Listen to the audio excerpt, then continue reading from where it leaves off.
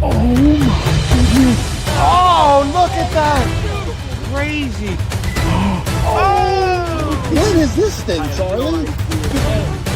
Oh my God. What we dreamed about. Oh my God. It's a cob. Oh my goodness. It's a silver cob. Oh. It could be. I see it right here. It's an Ariel. Oh. Oh, wow. Oh, is that it? It is a cut Ariel. Oh my God. Oh, that is a nice copper coin, but oh, Doug, do you know what time it is? 45 up. Who says 45 of, Doug? It's quarter after.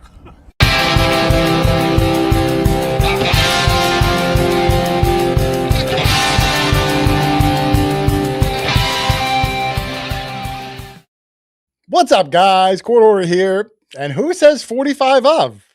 Doug does. Welcome to the Thursday show. I'm excited. Guest today will be Mitch and Renita from the ShowMe Pro treasure hunt. Doug and I just found out, I might have told you last week, that we're going to be there again. Super excited to go see our Missouri brethren and sistren. I don't know if that's a word or not, but it's going to be a lot of fun. We're going to go over the whole event. If you guys have never been to any event, we're going to break down what they entail, all the things that go on, the prizes, the vendors, all the fun, the seated, the natural. You're going to learn all about it. And if you've been there before, it's going to be a nice refresher because in 2026, a lot of these events are kind of folding. They're just, the price of silver is tough. They're collapsing, but some of them are still holding on. And the Show Me Hunt is one of the best ones. And Doug and I are super excited to be there. So before I bring Doug in, let me say a couple hellos here. I see some moderators in here. Teresa, the treasure hunter. Welcome, Teresa. Thank you very much. Who's going to be co-hosting the Dig Show. I believe it's coming up in the 27th, Teresa. That's Sunday, whatever the last Sunday is. I'm sure she'll post some things in here. Make sure you check it out. I think it'll be her first time co-hosting. I'm excited for her. I see Hot Mess Fishing. Alicia's here, who will be with Doug and I at the Show Me Hunt, as well as the Dig Stock coming up in 2 weeks. I'm really excited to see Alicia again, and I'm excited to even be making it to some hunts again. I don't think Doug and I went to any hunts last year outside of like our immediate area. So I miss seeing people. I miss seeing people that I don't get to see all the time. So I'm excited to be a little bit back on the circuit, going to a couple and rekindling with some friends, Alicia being one of them. I see Bree is here, Metal Bree Tectorist, my newest moderator, the newest Nokta Nomad, who's been on fire, putting a lot of tutorial videos out. If you got the new Legend 2 like I do, even though I haven't used it yet because of the snow, make sure you check out Bree's videos, giving a lot of information how to set it up, what to listen for, yada, yada, yada. And then, of course, I'll say a few hellos before I bring Doug in. Smokin' Louie is here. 5 Mile Relic Hunter, who I think Larry's going to be at least one of the two, Dig Stock or the Show Me. I'd love to see Larry again. Mike B00001. If I left a zero out, I apologize. Nokta Mark is here from our good friends at Nokta. Nokta, huge supporter of both hunts that we're going to, and we'll get into that a little bit later tonight. Felix Perez is here. NEPA History and Archaeology Search. Show Me Treasure, our good friend Chris, who's also going to be there. The marble guy, if you remember when I put the video out. Can't wait to see him again. Sultan of Swings, James Johns. It's moving kind of fast. Cape Cod Father Eric. Everybody, we're going to try to dive into the chat a lot today. But let me bring in my cohort. Cohort? Is that a word? I'm not sure. Dog Tag Doug, Mexican Doug. Jane Fond Doug. Is that a good word, Doug? Yeah, it's a good word. Doug, what do you think about getting back on the trail again? We weren't at any events last year. It's probably been... I missed them. I do too. I miss the people. I don't miss the travel. The travel's kind of stinks. Airports and rental cars and stuff all day. Sucks, but yeah, that part's not. But when you get there, I love the camaraderie of these events. Oh, yeah, absolutely. At my own detriment. A lot of these events, I don't even turn the detector on because I'm just like hobnobbing and talking to people. So I'm gonna try to have a nice even flow where I'm going to do a lot of talking, but then also, I want to get a video out of it, so yeah. So I want to get some hunting in, and anybody who's there, hey, you're welcome to join us. I don't care how many people are around. I just want to be able to swing the machine, find some stuff, Dougie. Yep. Yep. So yeah, like I said before, before I bring Mitch and Renita on, the dig stock hunt, Doug, it's coming up in 2 weeks. I'm looking at some of the numbers there. It's somewhere, I think, around 700 people I'm hearing. That many? There's a lot. I'm excited to be going. Like you said, we got a big Airbnb that will be, you and I and Charlie will be there with Stephen Patterson, one of the Nokta nomads, and his buddy. His buddy is one of the 2 people that won the Legend 2 giveaway. Coincidentally, we did 2 weeks ago, the random picker. I didn't recognize the name, and he messaged me and said, "Hey, I'm Steven's buddy. I'm actually staying with you in the Airbnb." I was like, "Wow, no kidding." Yeah. So he was one of them. Of course, Green Mountain Brad and his buddy Chris will be at the Airbnb with us. Yeah. We're going to have a lot of fun. We might go down early and try to get on some spots. We're working on some spots in North Carolina to maybe hunt on Wednesday. So anybody in the chat, if you live in the North Carolina area or you got a spot and you don't mind 5 freeloaders with YouTube channels joining you, let me know. We're going to try to get down there a day early and make the most of it, Dougie. Yep. All right. Let me see. Before I get in to the show, now I haven't been out in about 3 weeks, Doug. Although the snow is almost gone. This Saturday is going to be our first hoorah with the Legend 2 out and about. We're going to have a nice day Saturday. Doug and I got our Legend 2s charged up. And then Sunday, possible 8 inches of snow again. Or more. So we got one day, Doug, one day to capitalize on this. And hopefully we can get it done. I'm hoping the weatherman screwed this forecast up. I don't know. I'm a little worried.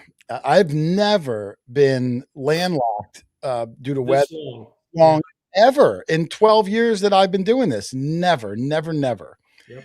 So I'm looking forward to that. But with that being said, you got out for a little bit yesterday. Yeah. If anybody looked at my dog tag Doug page, they saw another cob come out of the cob field.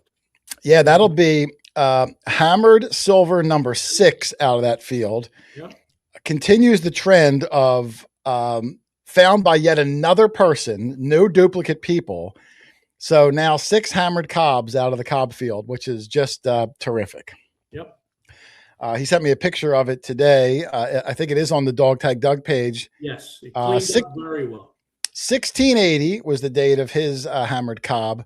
He thought it was 1580, so I felt bad giving him the news that it was 1680. Hey. Still his oldest coin ever. That's right. He got a nice one.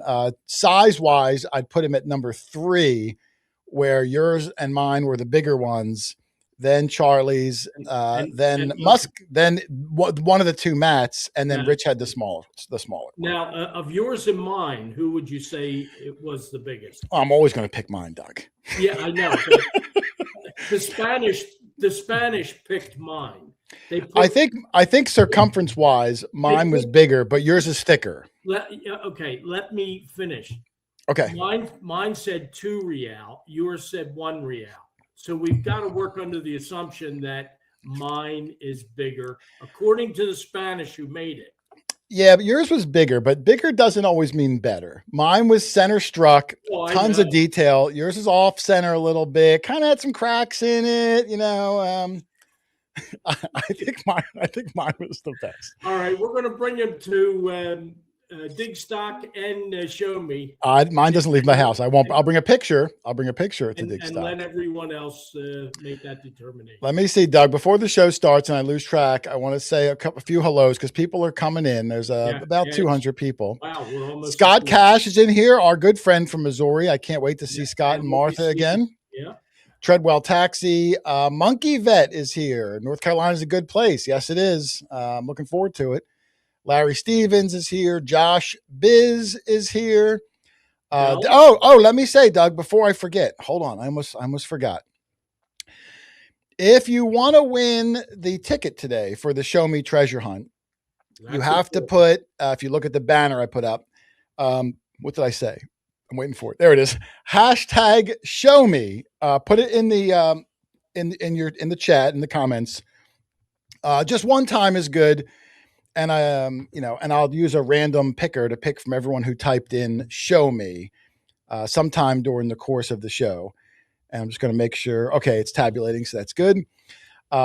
So that way everybody gets entered. Doug, you're not eligible to win. Let me see who else is here. Oh, Claudia's here. That we met Claudia at I think it was at one of the Show Me hunts. I'm glad to see Claudia here. No, well, I don't know if she likes her last name set out there. So, but you'll know her. Yeah, I know. History Digger. I caught some of his live stream a couple days ago. Rob Rizzo. Good guy. It's nice to see some, just like Doug, a lot of the hunts are falling apart because of the price of silver and whatnot. A lot of the metal detecting like live shows left, in the last year or two. I'm not saying they all left. There's still some, but some of the ones that I was familiar with kind of left. Mm-hmm. So it's nice to see new ones starting up again. And Rob's is a new one starting up, does a really good job. The one Teresa's on, newer one, at least to me. So it's nice to see that, as some fade out, some new ones come in, new life into the live show. So I'm excited for that. So if you haven't checked it out, make sure you check out Rob's show. Let me see. I thought there was a few. Oh, Bells is here. We're going to see Bells at the hunts, I'm sure. One of them, I think she said. Yep. Elliot Wamsley is here. Trowla Diggs. I'll keep an eye out. Treadwell Taxi. Yes, the Cape Cod Father. Like I said, I'm trying to say. I told you, Doug, my chat doesn't work very well Really? on the live, so I have to look over at the other screen, which kind of stinks. So, like, if I wanted to highlight someone's comment, I can't because it I don't know what's up with that. I have to get. You need a good IT person. I need a professional. I need a professional to help me out. My wife over. So yeah, like I said, make sure you put in hashtag show me at least once if you want to be eligible for the ticket giveaway later today. Okay. All right, Doug, why don't we bring our guests in? I see they're in the green room. They're looking good. We're going to learn all about the hunt. So if you haven't heard about it yet, seen it yet, the ShowMe Pro-Am treasure hunt takes place in Missouri. One of the welcomingest events we've ever been to, Doug. From the second we walked in, just felt like family there. So we're going to learn all about it. So let's welcome our guests, Mitch and Renita from the ShowMe Pro-Am treasure hunt. Mitch, Renita, how are you guys? We are great. It's good to have you on here. I had you on, like you said, once before, about 2 years ago. And just as I said, here comes Mitch, and I brought him into the show. At Mitch's house, the lightning cracked like a hurricane blew in. They're called tornado. Yeah. Tornado about got us. We Out have, of the house. yeah, we have some crazy weather here in Missouri. Yeah, we lost power, and I never got to be on the show. Yeah, well, I think we tried to do the best we could, but that was really unfortunate. So, but Mitch, Renita, welcome to the show yet again. I want to try to dive into a whole episode on what this hunt entails so people can figure out, if they want to go or not. And I can't believe, why they wouldn't. So let me jump into, for anyone that hasn't heard of the Show Me Treasure Hunt, in simple terms, what is the event and how did it start for you guys? Well, this is our third year having it. We have it at Greenville, Missouri. This started just a simple conversation. I went to Kadoha and was down there, and I met you guys there, to be exact. And I was telling my buddies, we could do this in Southeast Missouri. There's not one here. Let's talk around and see if there's any interest and see if we can pull it off. And luckily, the sponsors got on board. You guys came to our first one, and we drawed quite a crowd. He talked about it for a while. I did not metal detect. I was not interested. It seemed like a lot of work, and it is. Oh, yeah. She wasn't on board in the beginning. And he kept talking to me about it, and he's like, you need to go. You need to go to Kadoha, and you need to, so the next year I went, and I said, I need to see what you're talking about. I couldn't imagine it. All these people just out detecting. How did it work? So we got a few. I learned a lot from that. She found a few tokens. I actually found something. Yeah, he taught me how to use a machine right before we went, and a little bit. And I'm still thrilled when I find something, and especially when it's not trash. But she's not a beginner anymore. But I'm still a beginner. I just don't do it enough. But anyway, learning how to do the event was a big deal to me because I wanted it to be done well. I didn't want to be embarrassed. Because there's things that can go wrong, and then if you mishandle people's money, it's an issue. So, and that was the huge part for me is I'm like, it has to be right, it has to be fair, and honest. And so we took some ideas from Kadoha. We attended other people's events and saw what worked and what we didn't traveled work. around the country and, Yeah. and did it. And so we added theirs to ours. And we've got a great group of people. The first year made some great friends. So where I thought I would hate it, I really made some good friends, and I learn a little bit more every time we do it. So it's worked out well for us. I mean, we really enjoy it. Now it's a lot of work. I'm not going to lie. It's a lot of work. Yeah. Yeah. When I first met Mitch at the Kadoha, and I didn't know him from Adam, and he came up to me and, we were just BSing a little bit. And he said, yeah, I'm thinking about doing a hunt.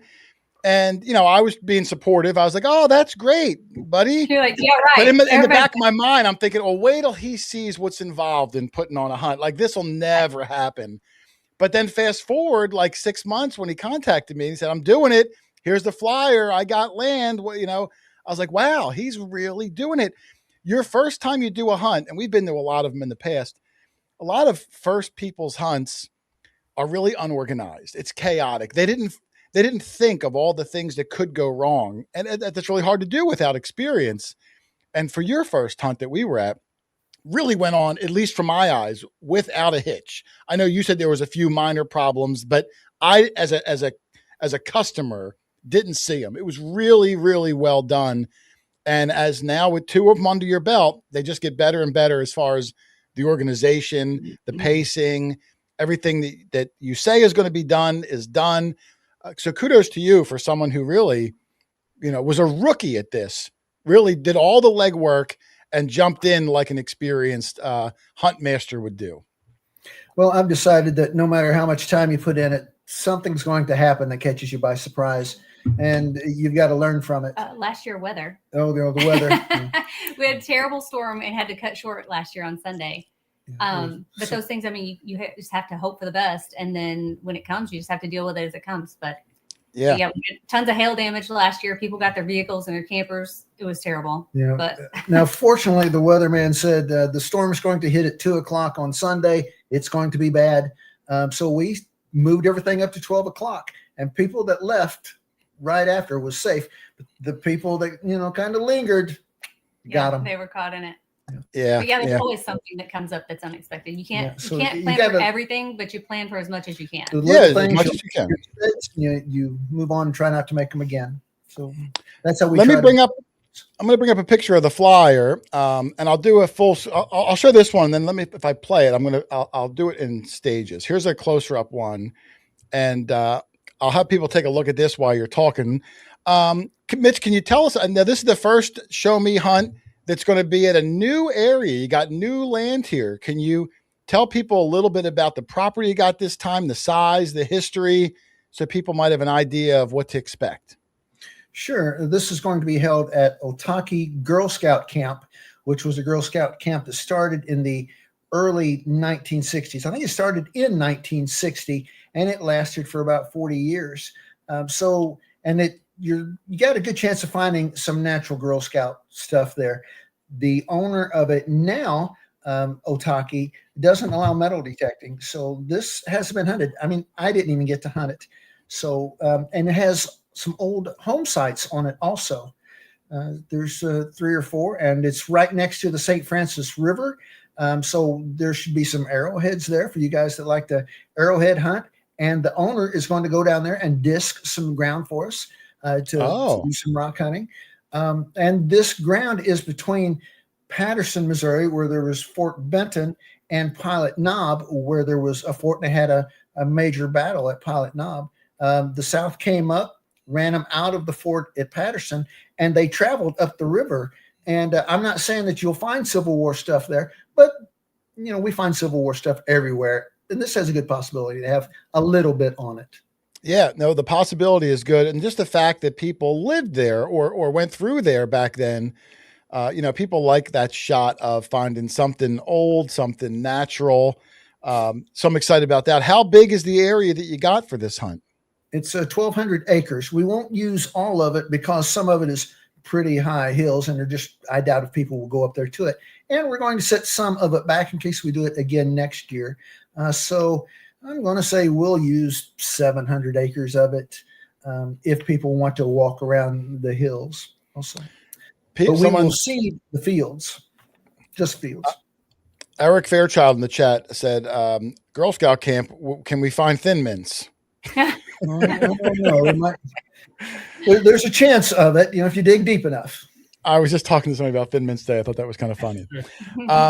Now, as I looked over the flyer, I saw that there's a lot of new mini events, I'll call them, within the main event that I want to dive into. But before, I don't want to get ahead of myself. I know you said it was at a Girl Scout camp, and before that, who knows, farmland, maybe Civil War activity. For someone who's never gone to an event before, what do you think they can expect from an event like this on 1,200 acres of land? What can they expect? And can we dive into a little bit of the naming? I saw some confusion online today, even where because you call it the ShowMe Pro-Am, a lot of new people are worried like, oh, I'm not a professional. Maybe it's too advanced for me. Can you explain the naming structure just to ease their mind a little bit? Well, we just call it a Pro-Am because if you're a professional, you come for 2 days. That is the only thing. The amateur, you'll be there for 1 day. And it's just how we separated it. If you want to come for 1 day, you would check the box that says amateur. 2, you would do the professional. But that's it. There's really no difference. No difference at all. All right. So the professional just maybe is the stamina of coming back for day 2. Yes. Yeah. It's just a way to differentiate the 2 days is what it is. Yeah, I mean, it offers 1 day for those who can't make it. Obviously, for Sunday, they don't have to pay full price. It's $125 for 1 day. It saves them a little bit of money, and then they can go back home. But yeah, I mean, it's nothing to do with actual level of performance because there's all level of performance there. For sure. And I'll put it back up again. I'm sorry, Mitch. Just so you were talking, it's $125 for 1 day, $200 for both days. Of course, there are tickets available. There's not many available. So if you're thinking about it, you might want to jump in sooner than later because I think there's only like 2 dozen left. I added another 5 people earlier to my list, and I think there's about 25 tickets left. 25, yeah, and they're going to go really quickly. Probably within the next week or less. So make sure you guys jump into that.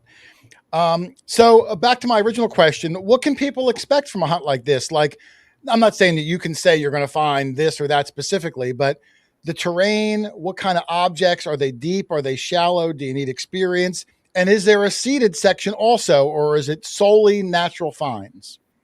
Well, I think it'd be easier if I just went straight to the beginning of our hunt. On Friday, we will have a nighttime hunt in Greenville that's free to the public.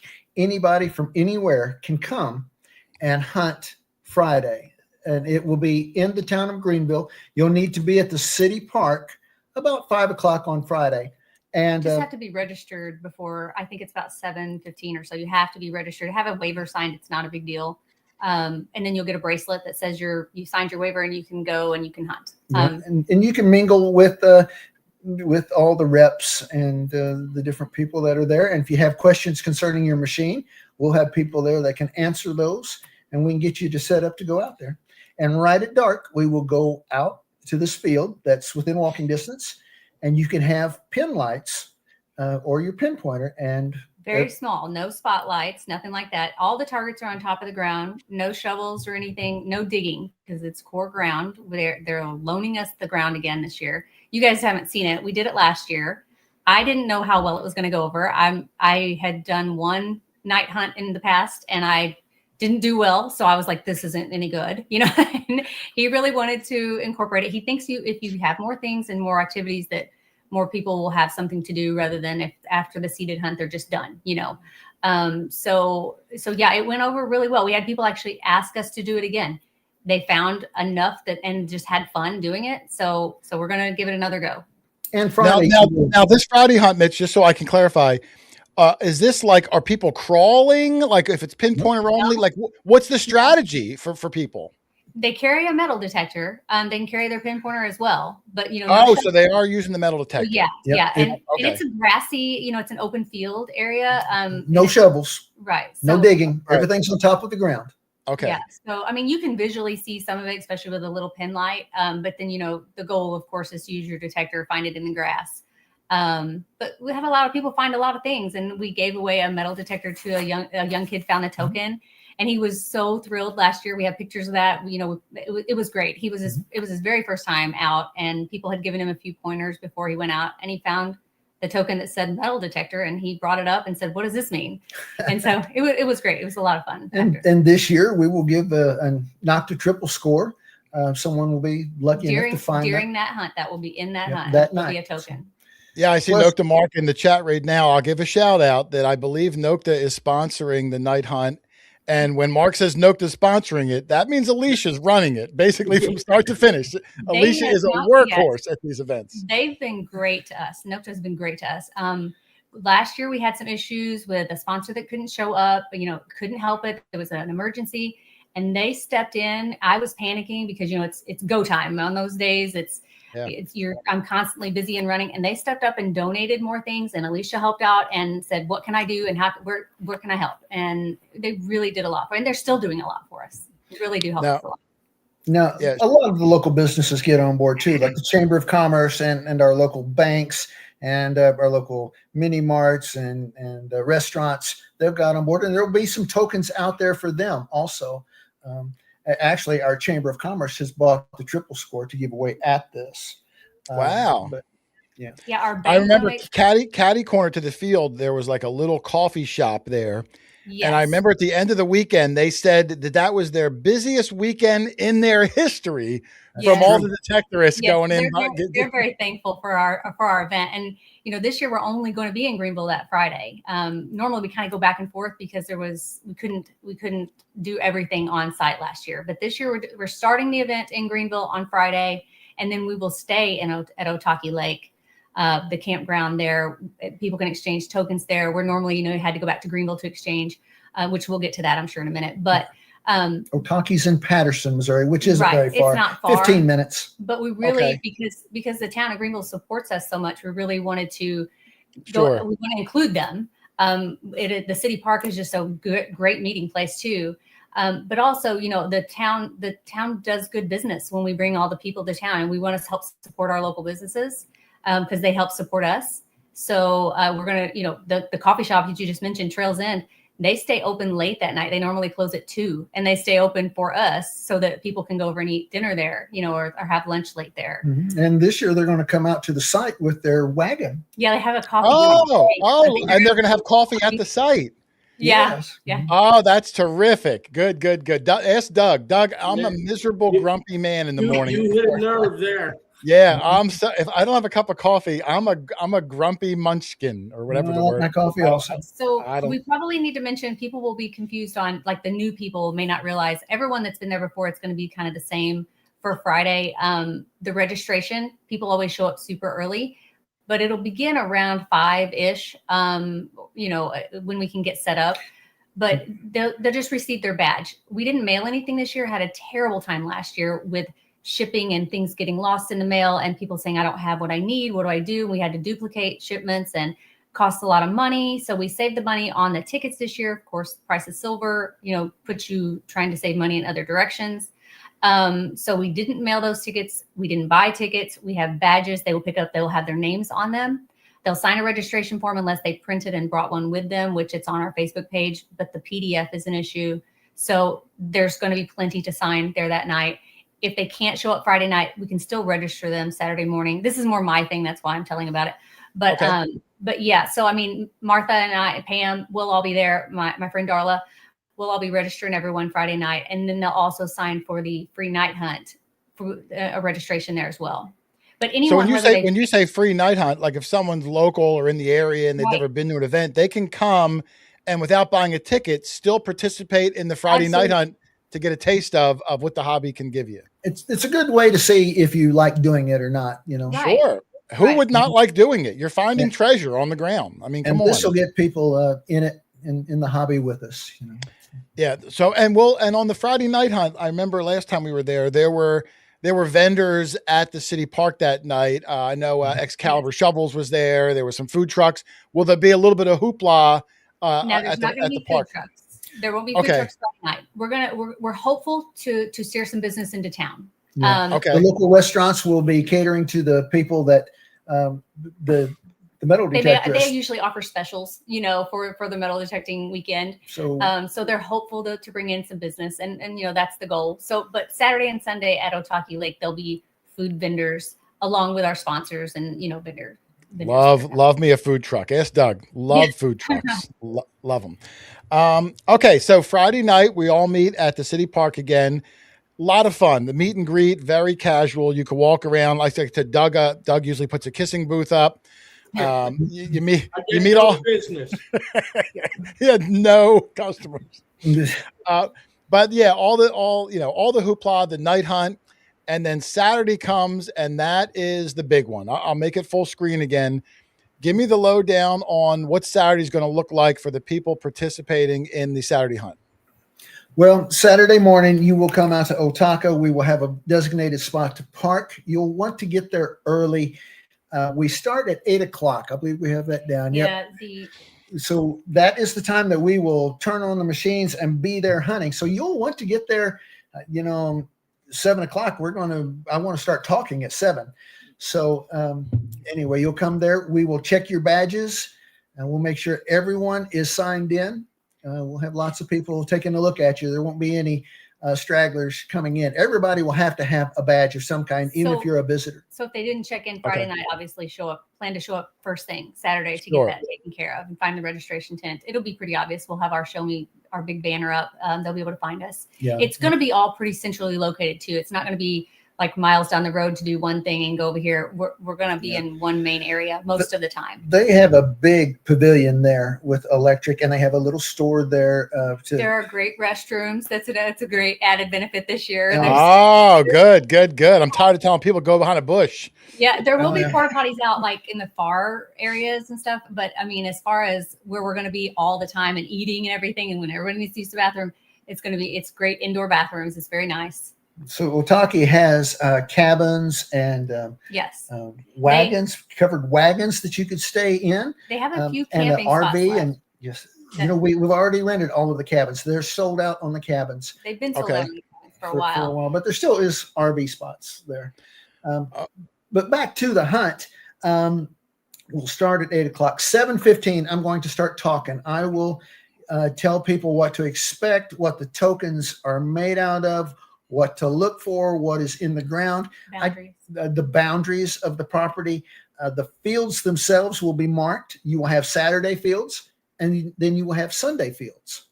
And then Sunday will be a different field than Saturday? Yes. It's a field. Yeah. So that's a huge deal, Mitch, because a lot of events we go to, Sunday, if you're hunting the same fields, a lot of people opt not to return because they figure, I've already been all over that. But you actually designated a whole separate field for Sunday. It's a very large place. Yes. Wow. So if you had a bad day for whatever reason and didn't get over anything good on Saturday, Sunday, it's a fresh start. Come back again. You do it all over. Fresh start. Yeah. Love it.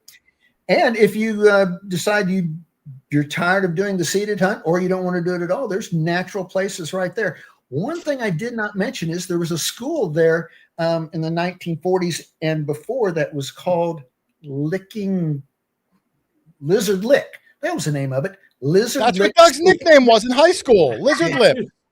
Lizard Lick. So, and the school it's right next to the property. The kids played in the field there. So you have the opportunity to hunt this old school too. So that's cool. I like it. Now, let me interrupt, and I hate to interrupt you as you're going, but you had said something I wasn't aware of. You said you're going to let people know what to listen for in the tokens, which in my mind is kind of sounding Kadohai. Is that something new you're doing this year? Or maybe you did it last year. I wasn't there. Explain what you mean by that, the tokens are looking for. Well, unfortunately, the price of silver is keeping us from putting a lot of silver in the ground. In the past, we've just took our silver and made a plug and put it in there. But since we started, this price of silver has doubled and more. Yeah. So we don't want to take the chance of losing it. So there's going to be several thousand tokens out there. I'm not going to tell you what they are. Not yet. Not yet. I told him not to tell it all. And he said, no. Keep that tight-lipped.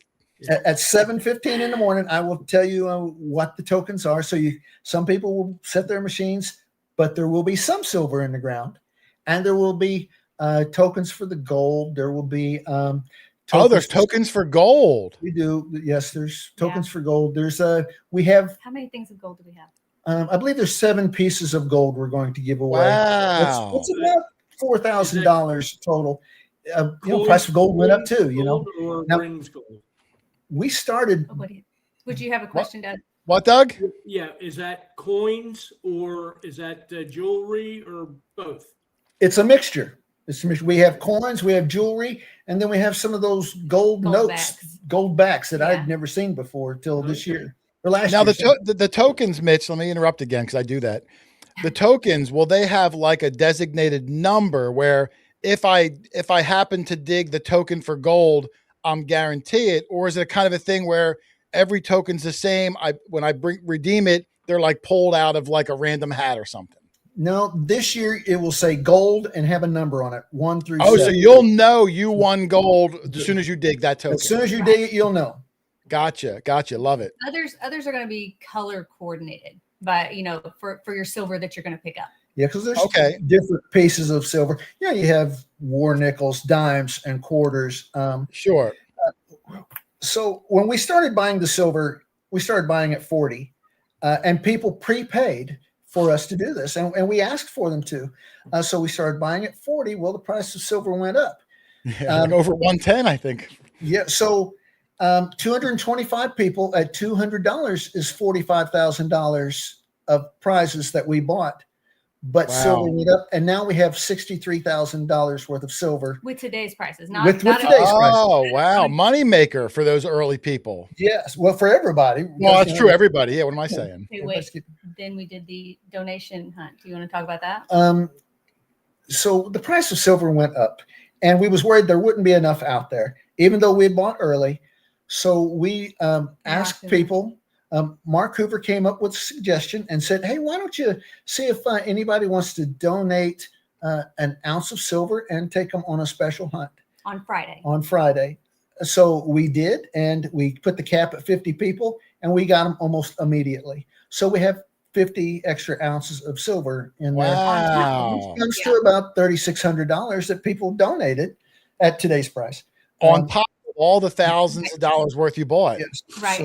So it's great, Did you already bury all these tokens? And I only ask because I know how long and how much work that takes to bury thousands and thousands of tokens individually. What a nightmare task that is. So I started 3 days ago. I've got a little bit of a sunburn now, and I'm not a tenth of the way done. No, of course not. He always has some groups that come out and help. We usually try to pay some of the local school groups. Like we had the basketball team one year, and then a senior trip group one year. So he usually tries to teach whoever comes out, the young kids, and they will help put it in the ground. So he's got some of those coordinated coming up, some of those days with multiple people to help. This year it's our cross country team. So okay, yeah, there was some young kids there helping the first time, and they were very respectful, very nice. Oh yeah. So you did get some good help from the locals there, so that was great. I'm sorry. This year the cheer team is going to help to serve the food, so we'll have the cheerleaders there. Oh, that's great. That's great. Yeah, for Saturday night. So let's get back to your Saturday event, Mitch. 7:15, you start making your announcements. Traditionally, or I say traditionally, I was only at one event. But you would do, I forget the name you gave it, the fancy start you did, where instead of everyone starting at like a certain starting point, you let people go out in the field, find a target, and then hover over it so that when you blew the whistle, everyone was guaranteed that first signal. Is that a start that you're still sticking with, or did you switch it up? We will do that again. We never named it that, but someone started calling it the Missouri Start, and that stuck. And at another event we were at, they said, "Hey, was it Brandon that did it?" It might have been Kadoha where they said we're going to do it like Missouri did. It's a really good start because some people are older or slower, and when that bell goes off, they're left in the dust. Yeah, like Doug. So the fact that everyone can get out into the middle of the field and then just wait for the bell, they don't have to run out, which is great. It's not chaos where people are tripping over each other. Tripping over each other, yeah. So what it is, you've got these fields that are seated for Saturday, and you have 225 people, and you say, okay, at 8 o'clock, I'm going to hit the horn, and that's when you can start digging. No digging till I hit the horn. So the 225 people will go out there to the field, and they will find a target or hit a target and let it go. But if they let that target go, the next person can have it, So Right. they can't mark them. Yeah, you hover over one target. You stand on your spot. Yeah. I remember that last year, Doug. We'll Mine get all was these instructions mine so was you junk. My target was junk. know. Oh no. You understand. I found good targets afterwards, but the one that I banked on for my opening day, it was a piece of junk. You're Darn like, I'm it. sitting on this one. I'm gonna Yeah, wait. I'm supposed to be a professional. If I remember right, you had never found a 3-ringer, and so I you was found hoping to find- Yeah. you was hoping to I find a got like natural one. 5 of them. Yeah, I got 5 of them. And Doug got a bunch of them too, Doug. I remember Doug finding one at the pre-hunt. At the pre-hunt, he got Hill. one too. So that goes. So the Missouri start, as we'll call it. If you didn't understand it, like I said, there's not a starting line. You can go mill around at your own pace, maybe 20 minutes or however long it is. Find your target, wait on it, and when Mitch sounds the alarm, you can start digging. Not before, but you're guaranteed to have your pick of the litter to start the hunt in whatever area of the field you want to start on, which is great. Right. No rush. And then looking over the I'm sorry, I didn't mean to cut you off. Oh, I was just going to go down the list also. 11:30 to 1, we'll stop for lunch. You have to leave the field and come back, and that'll give us a chance to go out there and make sure everything's all right in the field. And you guys come back, and we'll have food trucks. We'll have barbecue. We'll have Hercules barbecue. Semo crawfish will be there. The coffee truck will be there. Coffee truck. The local drive-in has a trailer. They do like burgers and fries and stuff. They're going to be there. Yeah. And then I think Otahki Lake, I think that they said they're going to have they do pizzas. I think sometimes they're going to have some amount of concession there available too in their area. Is Martha doing the brown bag? Martha's also going to have, because she always brings food for all of us. And she says she gets hit up all the time for food. And she said, I could probably bring food. And I said, it's totally up to you. So I think she may be bringing, something quick, like a grab bag type situation. If somebody wants. Let's say that you come out of the field, out of the seeded part, and you want to go hit a part of the natural real quick. You just want to grab the bag special. Martha's going to have some made up. So you go pay your money and take off, and you can go hunt. Yeah, it'll be a quick option. Yeah. Okay. So you come off the field for that. Then I noticed. Let me bring up. Let me go ahead and mention too before we forget. Go ahead. Unlike the last 2 years, they had to wait and exchange tokens at the end of the day. This can be done at any point of the day now because there'll be someone constantly with, everything with the prizes, for the token exchange. So it's not all mass, all 300 people standing there waiting in line. If you get tired of hunting or you feel hunted out for the moment, you can just go exchange what you got and see what you won. Or you can wait till lunchtime, and everyone, the majority will wait till probably lunchtime, but there'll be someone there all the time, Saturday and Sunday to exchange at any point. Okay, so you don't have to wait and deal with a line of people, everyone exchanging at the same, which is really good. Of course, it doesn't, no need to even say it, but, bring all your trash with you. I'm assuming there'll be trash receptacles back at home base. Yes. Keep the area clean, so we can do this again. Fill in the holes. Yeah, fill in the holes. Do a good job. This is a campsite. Yeah. Everybody, I hate to even have to say it. Most people are incredibly respectful. For the one person that didn't know, fill in your holes, bring your garbage. Just in a hurry, they just get in such a hurry and they just. Yeah, they find that farmer's plow out there and they leave it on top of the ground. We can't do that. There will be people driving around that you can give your scrap metal to. They'll be people driving around also. Yeah. Okay. Yeah, I remember the caches were very helpful last year because or 2 years ago, the field was so big they were carting people back and forth. It was really controlled chaos. We will offer that again this year. For the natural. I don't think we'll need it for any of the seeded areas. Does Scott know you're offering that again? Well, he's not bringing the he does as of right now. He knows. Okay. He doesn't have to bring all that. We'll have some side by side. He just side. found out. I felt like I had a chauffeur. Oh, he was the best. Yeah, Doug's never been treated so good. That's right. Between Martha cooking and Scott carting him around, Doug was like. I won't say it. First year, Gosh, he had people digging his holes for him. Hey, but Yeah, listen, first, yeah. every weekend. What are you talking about, Mitch? All right, so then after lunch, let me go to the next one. I saw you were doing like a kids hunt. Let me bring up. I think I have a flyer of the Yeah, kids well, hunt. I'll try to make it. How does the kids hunt work, and is that in the same area? Give me a lowdown on that for people that have small children. It's going to be by the pavilion, centrally located. We And have a new flyer too. I'm sorry, I should have sent that to you. Oh, Yeah. I have a closer up one that I'll use, but I don't have a newer one. So Yeah, no, we we had just- a more professionally made one. This is a quick flyer option. I know. I grabbed what I could grab. Yeah, Anyway, no. It's fine. starts at 12 o'clock, ends at 1 o'clock. There will be 3 machines given away too, 3 metal detectors for that hunt. Findexes. Joe from- Bell. Joe Bell is Yeah. doing this, so he gets all the credit. Or He- if it's a flop, he's going to hear about it. No, No, Joe does a good and job. 2 or 3 of the other people in our group, going to these other events, they always have these great kids hunts, and they're always like, "Let's do it." And I said, "I cannot take on another thing. Please don't give me more things." So they wanted to do it, and I was like, "That's great. You guys go ahead and put that together."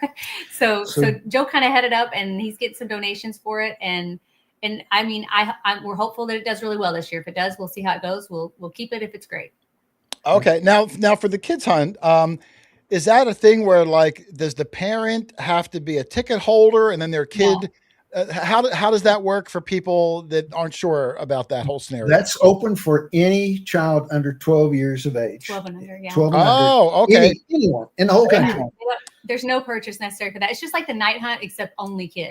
Oh, that's great. So they can so- just show up there and participate and try it out with their kids can. They can. Right. That's right. Right. And we have a few frequently- extra detectors that we bought some more kid oriented detectors and So we have a few extras in case somebody needs one that doesn't have one. Come early. yeah. So during the kids hunt, just so there's no confusion, because I'm looking over at the flyer, it says mandatory lunch break 11:30 to 1. So does that mean that there's no hunting for adults in that hour and a half window? In the seeded fields. Oh, just the seeded fields are off Just limits the for that hour and a half. Okay, gotcha. So they can go to the natural if they want to just eat a Twinkie and go. That's They right. can still hunt this. Okay, gotcha. Got to leave the seeded fields. All right, and then at 1 o'clock, it looks like with the kids' hunt will be over. You can go back to the seeded fields if you choose. Hunt until 4. Then you exit the activity. I see there's going to be food on site and door prizes. I thought, and I could be wrong, I thought the original event, all the door prizes were done like on one day. It looks like, are you doing door prizes for each day? How does that work? Well, everyone's going to receive a door prize. We have 225 of them. Wow. Friday night. Friday, we're going to start Friday night, though. I should have mentioned that. I'm sorry, I missed that on Friday.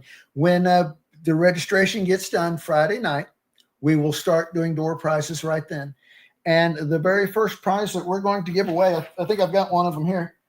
Oh, there it is. Can you guys see that? Oh my! I'm going to put you on the. Let me put you on the full screen, Mitch. Hold on. How do I do this, Doug? Look at that. Where's Mark? Where's Nook the Mark? He's got to be happy. He's got to be happy. Yeah.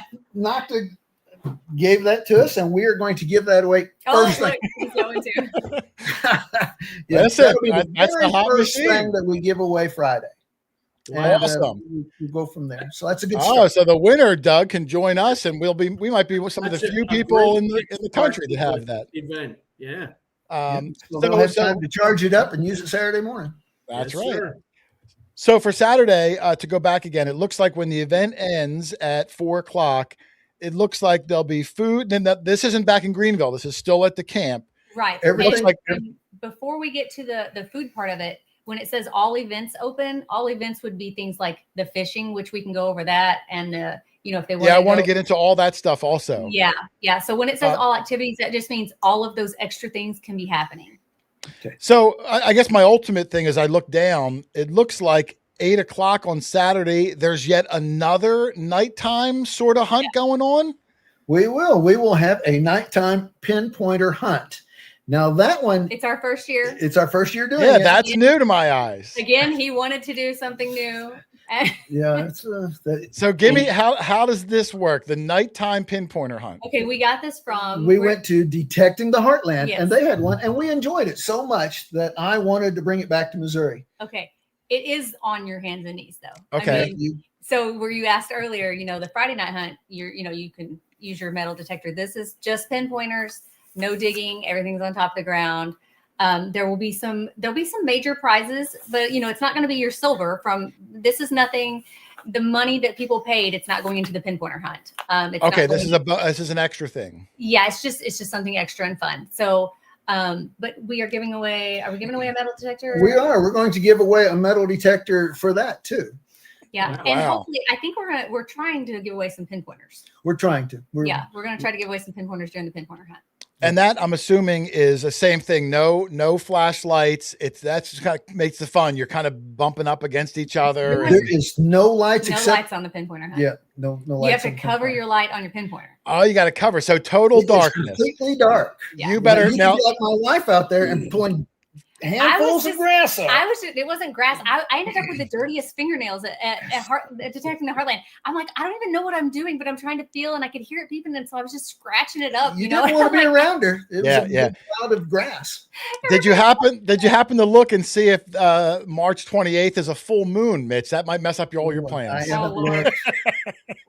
No, I haven't looked. They're a lot of fun. We've seen some in the past as well at Heartland and whatnot. They're a lot of fun. The nighttime pinpointer hunts. I mean, if you're an introverted person and you don't know how to meet people, there's nothing like bumping up against a stranger in the dark. You're going to meet them there. You're going to meet them, right? What a good opener there. I can't wait. And then door prizes on Friday as well. On Saturday as well. A full day planned. But like you alluded to, Mitch, let's jump into some of these new events that are taking place throughout the day on top of the natural hunt, on top of the seated hunt. I'm seeing, let me go back. Hold on. Let me bring this up so I make sure I'm looking at the right thing. I'm seeing gold panning, arrowhead hunting, fishing competition, ID Me challenge. What is all this stuff, Mitch? This sounds like a full day. Why don't we start with, just to keep it chronological, why don't we start with the gold panning? What's going on with that? Okay, the gold panning. Initially, we had a sponsor that was going to come out and help us learn how to gold pan. Teach it and everything. Have equipment for it. But something happened. I think their attention has went someplace else, and they could not come. They're not going to be there. So we have reached out to some other organizations, and I talked to one today, and they're talking like they will come down and show us how to do it. But there's enough of us in our group that they could teach us, get us out there and show us. And the river is right there that borders the Girl Scout camp. And so it does take a golf cart or side by side to get to the river because it's quite a walk. It's a good walk. But we were told that there can be gold anywhere. I don't know a lot about that, but anyone that has experience can obviously go at any time when it says all activities open. They can go try to gold pan on their own. But we were hoping there'd be some kind of educational things because not everyone in our area knows how to do gold panning. I don't know how to do it. Yeah, I don't know how to do it. We're still hopeful that we may get this group come. They may not be able to come. It's kind of last minute. But if not, gold panning is still available to be done, just not as much teaching as we were hopeful for and the equipment that we were hoping for. Okay. All right. So the gold panning will be available. There may or may not be something, I guess, someone wasn't able to make it or whatever reason, but it's still available. The arrowhead hunting, like you said, the landowner is going to actually till the land, which very rarely happens anymore. How big of an area is he going to till? Because some people will come just for the arrowhead hunting. Well, there's the river borders the whole section of Girl Scout camp there. So there's going to be arrowheads up and down that river. The area that he's going to plow or disc, I'm not for sure how big of an area he will do, just that he's going to do it. He's going to get out there and do it. Well, I can't ask him to plow a 40-acre field. No. I can see him starting at one end of the field and going to the other. Hey, anything to turn that ground over. You very rarely see it. Right. The fishing competition. When I saw that, I was like, what is going on? Fishing competition. What's going on with that? That's another thing that we got from Detecting the Heartland. They sell out every year. They're doing something right. Yeah, right? They are. On up there. It's a good time. And so we went up there and we had a good time and we met lots of great people. And anyway, this year we're going to have a fishing competition. If you If you get bored with the metal detecting, you want to pick up your fishing pole, you can go to the lake. They have a large lake there on the Girl Scout camp that has bass, crappie, bluegill, and other species in it. But for our tournament purposes, you're allowed to check in one fish. It can be a bass, bluegill, or crappie, and we're going to go total length will win. You will take this board. I don't know if you can see it or not. It's a rather big board, and you'll lay your fish on there, and you'll take a pic of it, and we will go off of that. Then they upload them to the ShowMe Pro page by a certain time on Sunday. It has to be a cutoff on Sunday. I forget the time. It's on our flyer, but here's the Doug ruler. So they've got to upload it on there so they can hold their photos. If they take, if they want to keep fishing and try to get a bigger fish, they can hold their photo. They can do that. But by a certain time on Sunday, then we'll have a first, second, and third, and there'll be prizes for that as well. Wow, 3 positions too. That's crazy. Yeah, no, it's catch and release. They can't keep the fish. Yeah. Now the fishing starts on Saturday morning.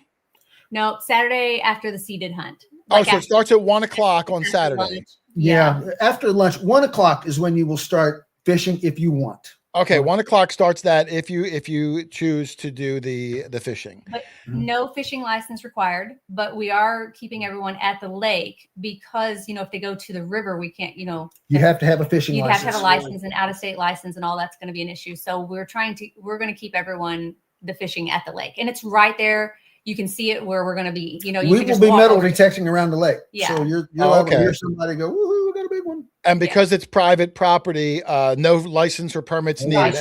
We Gotcha. check to make sure. Gotcha. Yeah. Are there fishing poles there, or do people need to bring them if they're flying in? Okay, you got to bring one. Okay. I did see some fishing poles there yesterday, but I recommend you bring your own. Yeah. Is there a Walmart within a half-hour drive they can just pick one up? No. No Walmart. All right, bring your fishing pole. I want to say it's 45 minutes. It's close. Yeah, Poplar Bluff is our well, Fredericktown is close too. Yeah. If anyone has been watching the show for a while, when we went 2 years ago, that's when the really funny story of Doug and I's Airbnb had the squatter living in the basement, which was obviously undisclosed to us till we got there. But the hunt and the people were so good to us. We didn't even care. It's just a funny anecdote that happened. But that was in the Poplar Bluff town, I believe. The first year that we had it, we had a what was it? It was an eclipse. Oh, we had a total eclipse. Yes, the total eclipse. Now we tried to get no lodging left. Yeah. So we tried to get one this year, couldn't pull it off. Yeah. No eclipse. Yeah. That town in Poplar Bluff was like whatever the super special line is, where it's like the perfect viewing point. Blackout, yeah. Was over that little town. Yeah. So people came in from all over, all these NASA people. Now the other thing I saw you're doing, and I'm a little familiar with it, is you're going to be doing the ID Me Team Challenge. For people that aren't familiar with that, and I know you're not doing it directly, can you explain what that is so people can decide whether they do or do not want to participate? Well, this is put on by the Illinois group. Yeah, John Ramoska, Alan. I don't know how to say his last name. Landu, maybe. Yes, Alan Landu. Okay, I never knew how to say the last name, but yeah, we saw them doing it at another event and talked to them about coming to ours, and they said they'd be happy to. So we've been working with them on how to do it, and they've gotten, like you see there, tons of great prizes. The Legend too, they're going to give away 3 of them, so that's a $3,000 prize if you're lucky enough to win that. I talked to Mark about it. I was like, "Wow, you're kidding me! 3 Legend 2s for the team there." And I believe, and I haven't done it yet, and I haven't even seen them doing it in person yet. But I've talked to John and Alan. It's kind of like you're getting a team. I think it's 3 people team at the top, $60 per team, and this is optional. You don't have to do it. But you'll go down a strip, and I think they'll have things buried. You have to try to ID what they are based on your experience and whatnot. And if you will finish first, second, third, or fourth, you win prizes. And first place, each member of your 3-person team wins a Legend 2. That's a pretty darn good prize there. It's a very good one. They'll have a booth, I'm sure, set up. They'll have a tent. So and they will approach people as well. But I mean, usually they're pretty fogged with people wanting to join. So sure. This will be right behind the pavilion. It's centrally located also. So if you get tired or something, you want to watch people do this, or you want to participate, you can go right there. I believe this is going to take the place of Mine Labs Masters of Metal, since they're not going to have that this year. Yeah, that's what it sounds like. Same sort of a format. Right. And then too, when you contact one of those guys, they'll put you on their list, and then they'll contact either one or all three of you when it's your turn. So you don't have to sit and just wait. You can go on out. Oh, maybe they'll text you. You're coming up in 10 minutes. Yeah, they'll reach out to you when it's your turn. And if you don't have a full team and you just want to be on one, they'll help you match up to other people who are individual, that need other teammates. And I saw people posting it on our site about needing to be on a team, and other people reaching out to them saying, "Hey, we need one," or I'd like to be on a team. So if you don't know anyone, I'm sure they'll probably, if you reach out to John or Alan, they might even have pools of individual people that they could try to pair you up with. Right. They do try to get a lot of fun there. So before I jump into Sunday, which a lot of it's similar, I wanted to talk about the vendors and the manufacturers that are going to be present at the event. I know it's something I always look forward to. Who do you have coming to the event, either in the detecting world or even outside the detecting world? Not just coming to the event, not just coming huge to our event. Nocta is, yes. Yeah, donating lots of machines. I'm so thankful for them. And Mark, we work with Mark a lot. But we'll have Garrett will be there. Okay. Yep, Garrett's coming. And they're bringing 4 people. They'll have KG and Ringy. Oh, KG and Ringy will be there. That's great. They're a lot of fun. Miguel and Miguel's awesome. How about Brandon? Steve Moore. And Steve Moore. Yeah. Oh, Steve Moore's going to be. Okay, I know Steve. So, all right, you got the whole team coming. Big people there. Yes, very good. Then Deus will be there. Yep, Meryl. Meryl from Meryl, you got Meryl to come. Oh, I love did. Meryl. I haven't seen him in a while. We worked on him pretty hard last year, and he couldn't make it. So this year he's coming. Now, what's He's his a good YouTube guy. channel? Metal Detecting NYC. Is it? Detecting NYC. Yeah, Metal Detecting NYC. Really good guy. We've hunted with him before. We've hung out with him events. Real friendly. And if someone has an XP machine, which are not the easiest machines to use if you're not familiar with it, Merrill is an absolute expert and a heck of a good teacher, patient, and he can answer any questions you have. So that's great for all the XP people out there. And Deus is XP Deus is kicking in a Deus 2 machine. So wow, for a giveaway. For a giveaway, yes. Wow. So there we go. That's so very nice. You got the all the. I didn't hear you say Mind Lab, or is Mind Lab coming to the event? Mind Lab is not coming. We think that they are shifting their attention to do other things. We've been things. told that that's what's happening. They're changing their strategy. They're maybe not going to attend so many of the smaller events, and they're not doing Masters of Metal. Gold is the focus now, and that's what we've been told. Their focus is gold nuggets. But we've still reached out to them to see if they want to participate in any way. They're not sending a representative. That's what we know for sure. They're not sending a representative, and then we've been told they're not going to do that for many or any. I don't know. We hope they change their mind. They have a month to regroup. But yeah, let's hope. I mean, listen, there's going to be. I mean, Mind Lab's a big player in the field. A lot of people are going to come with their Mind Lab machine. Maybe they need a firmware update. Maybe they have questions, and they have no representation. I think could potentially reflect badly on them. So let's hope they reconsider and have some sort of a presence there. They have the experts in the area. They have people that they could maybe they're watching tonight and they'll see and let's hope. I mean, it's the right thing to do. It's one of the big events in the country every year, the Show Me event. It would be nice if they stepped up and came through, but we'll see what happens. You still have a lot of other all the other major manufacturers will be there. How about outside of metal detecting manufacturers? Who out? Like I said, we touched on Excalibur shovels, which the shovel we all use. Who else do you have coming? And he donates some equipment too. He always kicks in really well. So you can perhaps get lucky on a drawing there and get a very nice shovel. He's giving one away too. That's where we met him, and man, they are the best shovels I've ever used. So shout out! I think he's in the chat. I think I saw him. So make sure you check him out. Excalibur shovels, incredible. Long shovels and hand diggers, both of them. Yeah, too. He custom made one too. Custom made mine. He custom made mine. I mean, it was made just for her height. It's about that big, and it's gold. So, he called me a gold digger. Yeah. Oh. Doug's he actually stamped Doug's name in his. Says Dog Tag Doug on the blade. So the guy's really talented and makes some of the best shovels around. I saw you're going to have a metal detecting dealer will be there. Who's going to be there for your dealer? Heath Jones and crew. Yeah, he's bringing history. Great seekers. guy. Great guy. Teresa known a long Kay time. will be there. Yeah, Teresa's coming. Oh, wait, Teresa, my Teresa? Yeah, I say mine like I own her. Yeah. I didn't know Teresa was going to be at the show me. Teresa, Wait. I can't wait to see Teresa. Yep, she'll be Raymond's coming, maybe Amber. Raymond Jones, he'll be there. I know Raymond. Yeah, I know Amber. Good crew there. I mean, we haven't confirmed how many are coming.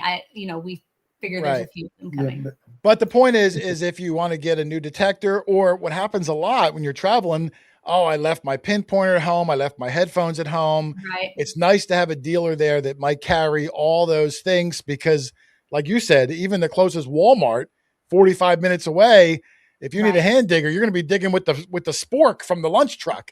So it's good. It's good to have a dealer. He carries them all. So well, and he also donates. He's donated a machine. he's going to donate a triple score this year also. So how many machines are you giving away? I'm losing track. I would say 10 or 12. 10. Yeah, I was thinking it's about $5,000 worth. Oh my goodness! Wow, I think it's more than that. I mean, it could be.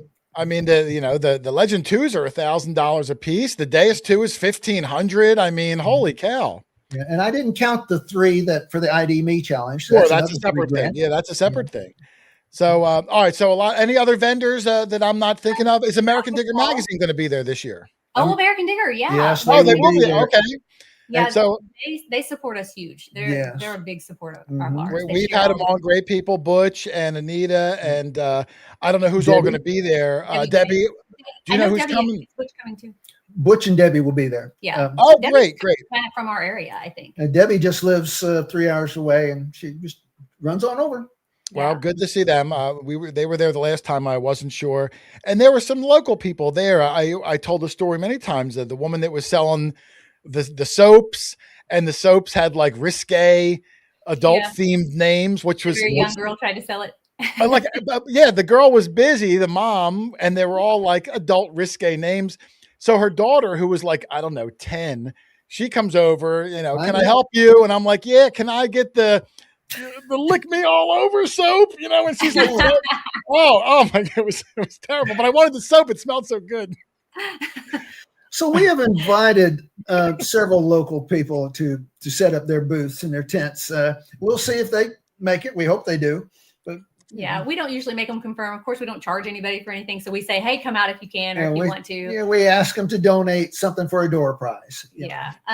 Joshua Paul just confirmed he's going to be coming. Bet's Dig Beeps. Bet's Dig Beeps. Oh, we know Bet's Dig Beeps. He makes excellent lanyards. Excellent. All real nice, like bungee material, built well. That's good. I'm glad that he'll be there. So it sounds like a really good crowd of different vendors. I hope we're not forgetting somebody. Now, we know we're forgetting somebody. We apologize right now. Semo Crawfish. We didn't have Semo Crawfish will be there. Let's see. Yeah.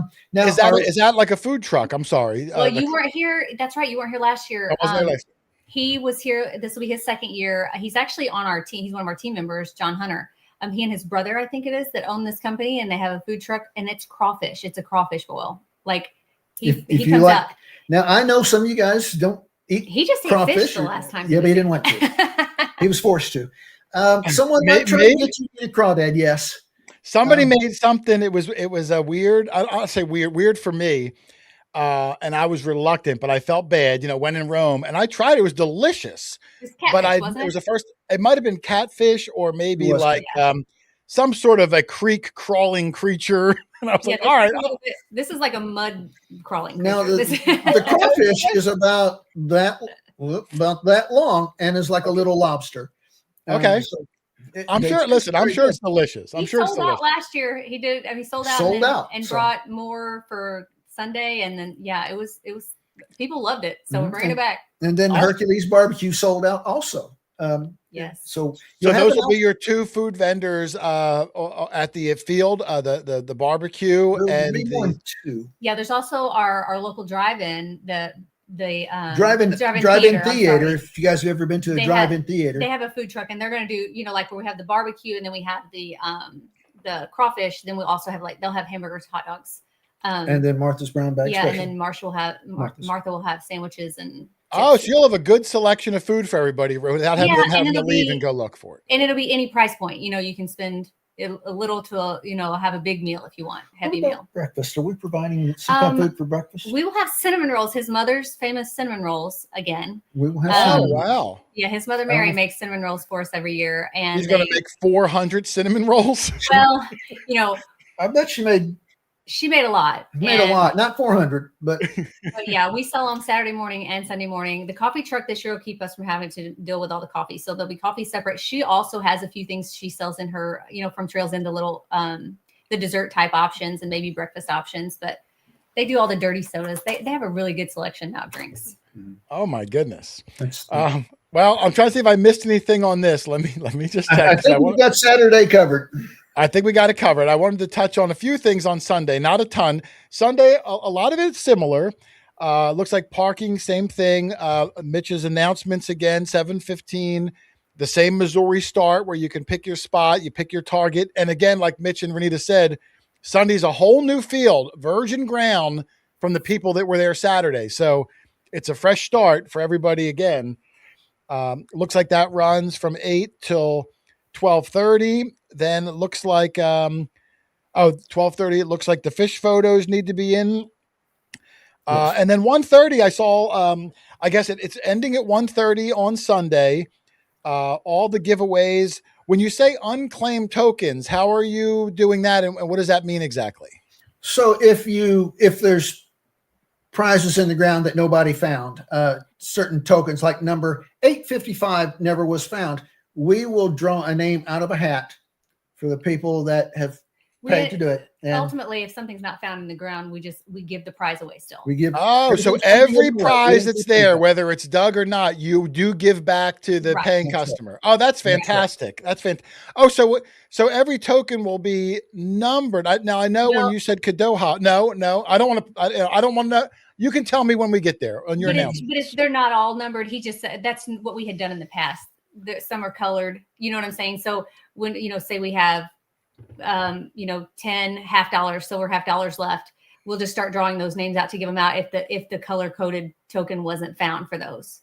Okay. This way no silver's left in the ground, or the numbered token, and they get all the prizes. But yeah, there are a few numbered tokens. Yes. So, but every prize that they claim will be there, whether that token's dug up or not, you're going to find and give it away, maybe based off of your ticket number or whatever. Right. That's right. It'll be So like that's great. Everyone there will win a door prize, and some will win more than one. Yeah. No, that's fantastic. I know when I was talking to Mark, he was telling me all the stuff he was sending down. I was like, holy cow, that's a lot of stuff. Yes. But like I said, it's one of the best. And I don't say, there's a few events that I hold very near and dear to my heart. And not that all events aren't great, so much work and love and efforts put into it. But I just had that certain feeling about your hunt, the Heartland hunt. I love the Kadoha hunt. There was just something about the vibe, the feeling, the sense of friendship, the sense of welcoming from the very beginning. And it wasn't just me, it was everybody.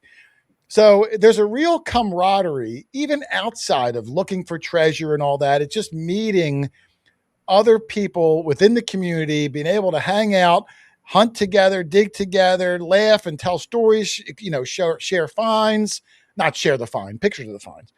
But it's a real camaraderie. So if you've never been to a hunt before and you're reluctant, you're not sure, this is one of the ones I would say, look, you really want to go to this one because this has all of the good aspects and none of the bad aspects. So make sure you guys give it a shot. Renita said there was only 20 some tickets left. So they're kind of coming on here late. So don't dilly dally. I just got a Venmo just now. So somebody just purchased. So we're down to 24. Yeah, 24. And Doug and I are only getting to like 2 events this year. So if you want to meet Doug in person and tickle him in person, this is one of the only 2 options you're going to have. Hey, Jason, I didn't mention when we were talking about Saturday night, the food is still included with their ticket. We still do the meal on Saturday night where the cheerleaders I had said would feed everyone. They'll come through and pick up the meal. It's included with their paid ticket. Oh, so Saturday night where it says food included, it's all inclusive when you pay for your ticket. Friday night's all inclusive. Saturday night. Yes, Even if they buy the one day only Saturday ticket. Oh, that's great. So look at you get a free meal on Saturday night. That's great. I'm sorry, Mitch. I also saw someone post, they was wondering if the giveaway was for 1 or 2 days. It's for both days. So there's going to be giveaways on both days. No.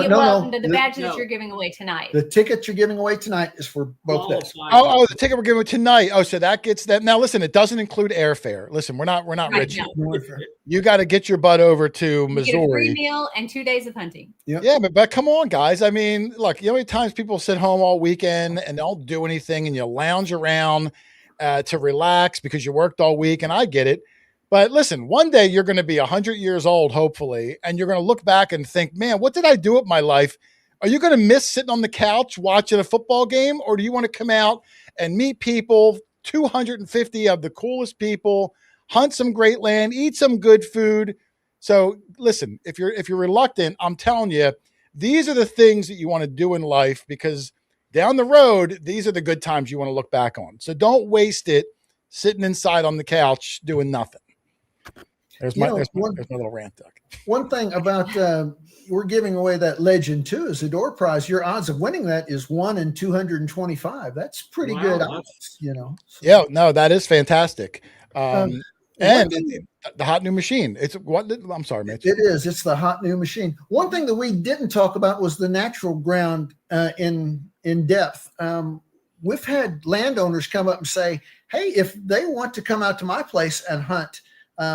They can. So we probably have 3,000 acres that people can just come out and hunt. And we will have a map showing people where it's at. We might even be able to take you out there to it. But they're old house sites. There's a few Civil War places, you know. One of the places that we hunted last year that was part of our seeded hunt has came open that we can go out and hunt. No, it wasn't seeded. It was the neighbor's place and that had Civil War activity. Right. So. And we got some great property for the Friday hunt for the people who donated the silver. Yeah. Okay. Now that's already closed though, right? People. It's closed. Okay. So for the seeded hunt on Saturday, how big of an area is the seeded hunt? So people kind of know, the natural hunt, you got to walk this distance. The seeded hunt is probably closer to the tents to keep an eye on everything. How big is the seeded hunt area? I'm going to say that's honey. Probably 40 acres. It's probably 40 acres on Saturday and 40 acres on Sunday. It might be more, but I think that's about what it is. Sunday has a brand new seeded hunt field, just like the, okay. So brand new on both days.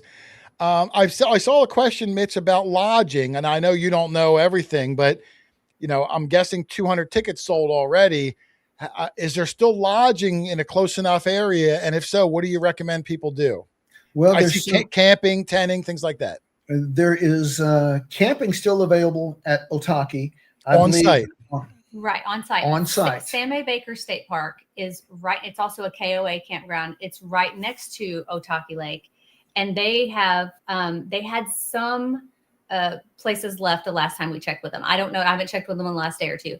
But there's a phone number we can give, or you can just go online. They've opened their season, like their online reservations now. Piedmont, I believe the motel was booked, but there is one motel in Piedmont, which is closest to Patterson. It's the only other lodging that's not Airbnb style. Well, no, there was the Clearwater campground. Clearwater campground has a big catfish in the front yard. That still had some. But Poplar Bluff is going to be, if a person insists, some people really only want a hotel. It's going to be the closest large city with hotels, and it's going to be an hour. It's going to be an hour or just over an hour away from the site. Well, Clearwater is probably 30 minutes. Right. Yeah. All right, but if people look in Patterson, Missouri, on whatever hotel site they go to, just expand your circle out from that direction. Right. Yeah, And people reach out to us all the time. And right now we're not at the point where we can't answer a question. So, you know, that when they wait till the day before, or, 2 days before, we're a little busier, but right now we can still field those questions. So if they want to personally reach out to one of us, we can help.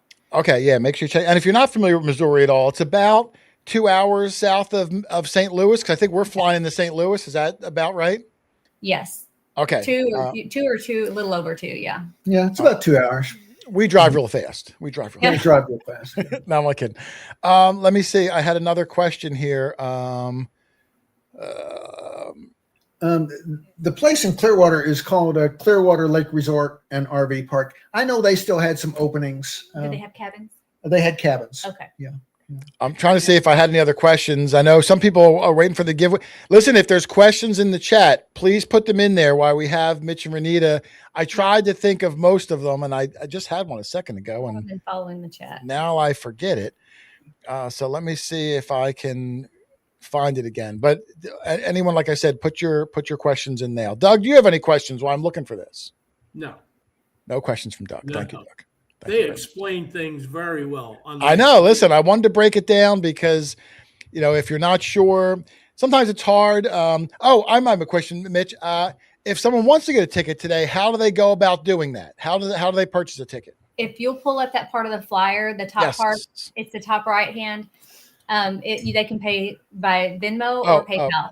Let me go back to. At this point, we really prefer not mailing a check, only because the post office is not super reliable or fast. Sure. So we don't want to sell out and then get your check a few days later. So there's the ways to pay. And like I said, I saw it come through a while ago. We were receiving a Venmo. So Venmo or PayPal is the way to go. Yeah, right up here if you guys can see it. If you want to pause it, write it down. Teresa, or if you're able to put it in the chat, and I'll put it in the description of the live show. I should have did that already. I didn't. I'm a terrible host. You could also go to their Facebook page, Show Me, for any information. Show Me Proam Treasure Hunt. Yeah, that's another thing too. Any type of updates, like especially weather related or last minute changes, they always need to be a member or have a friend that can, like a buddy that they can reach out to that has access to the Facebook page, because that's really the only way we can reach out to everyone in a mass quantity. So when we made changes last year, that's where they had to be in tune. Okay. Let me see. I have some questions that are coming up here. I don't even understand what this question is. From Jesse Lee, how far is the KOA? From the KOA is the campsite, like the company. So Campers of America. Yeah. So okay. Grounds of America with a K. Otahki Lake / Sammy Baker is the way it comes up online. Otahki Lake is the actual event site. That's the newer campground.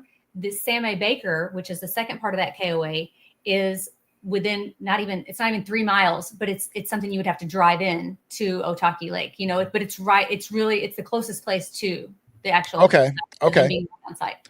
Let me see, I got some more here. Here's one from John Galbraith. What about the use of golf carts? They're sold out of golf carts. They had 30 or 40 and they're sold out. They rented those to us. We will have some side-by-sides to move people. They are allowing people to bring their golf carts. I was worried about parking is what I was worried about. Bring a trailer, and having the extra parking. But they said that they could bring golf carts, but there is a road fee. They have to pay a road fee to the campground to be able to use their golf cart. You will need to get a hold of Otahki Campground and let them know what you're doing, and they will issue a pass for you, like a tag board or something. Okay, Otahki, reach out to them if you're going to bring your. Did people do that a lot? Bring their own golf carts, like on the back of their camper? I don't know. Well, we've had a few ask us. Yeah. So I guess they could. Yeah. Yeah, just so that they have a way to get around, and now that they're sold out, it's going to become most of it, especially people who just do seated or just are right there and want to do the fishing. It's really going to be a close enough area. Right. Yeah, it's only people that want to venture off into the natural, to do the rock hunting. And if you want to do the arrowhead hunting or go down to the river and look for rocks, you would need the golf cart or an electric bike, something like that. Or a side electric bikes. Yeah, I forgot about them. Anybody bringing that type of equipment has to clear it with the Otahki store. Yeah. Okay.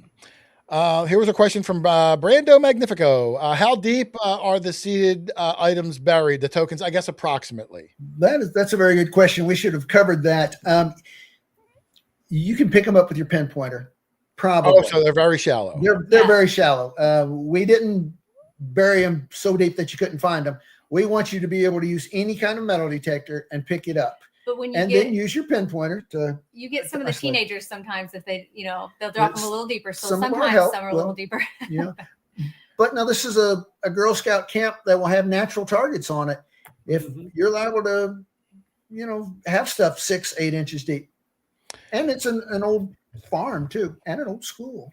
No telling how some. How of the about net- big coils? I didn't see anything restricting big coils. I know some events don't they shun the big coils. we don't have a restriction. We haven't shunned yet. Okay, no shun on them. Shunning. Sue Ramsey had asked, is this a 1 or 2 day ticket? If you mean for the giveaway tonight, it's for both days. So if you win tonight, you win both days. If you want to, value.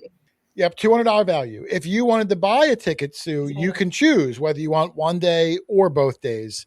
But tonight it's going to be the 2 day. Here's a question. I was trying to queue it up from Jay Crane. Will there be a Show Me swag for sale? And I happen to have a picture while you want to tell them about it, Mitch or Renita. I can help answer that. I've been dealing with our company, Jayco, and it's a local company out of Poplar Bluff. I call them local. That's just where I work. So they make our shirts and our swag every year. And they, again, have made us a great design. And we will have some on site. Now we're encouraging everyone to order online. Now there's a little shipping involved, but if they still order now online, which that link is on our page, they will get that they will get everything in time for the event, and they can have it all with them. We do keep some in stock, but it's hard to know sizing and have enough for the right sizes, of course, at the event. So we don't want to have a ton of overage of a certain size. So we don't keep a ton. So when we sell out, we sell out. But yes, there's going to be some at the event. The closer to the event, we will open the store for, it'll say Renita pickup or event pickup. So it'll be something where I go and pick up the last minute orders, so then they can pick them up at registration. Okay. I want to get myself one. I don't know if I'll look good in the tie-dye or not though, Doug. I don't know if I have tie-dye eyes. Yeah, we just told her we needed something a little different. Like what would make it stand out from the other years? And so she threw that. It was kind of, I think it's cute. The first year we was red, second year was blue, and I wanted white this year, but I was voted down. White's tough because we're in the dirt, Mitch. We're in the dirt. There was a question here from Magic Mance. Where do we meet for the early Friday hunt? I mean, I don't want to go over the whole thing. We kind of covered it a little bit earlier, but if you want to just reiterate, what time on Friday can we start arriving in Greenville? Well, now I think they're asking about the early hunt that they paid the ounce for. The early. I'm sorry. I misunderstood. Yeah, so we'll give information. Of course, it'll be constantly put on our Facebook page. But right now, he's got a set time and a place already. Yeah, if this person has paid the 1 ounce, we will contact them on a time to meet. Okay, so those people, and they might be contacted separately because that was a smaller party, and that's already sold out. Unfortunately, we can't have 100 people show up. Let me see here. Here's one. Dwayne, if I win and I can't go, can I give it back?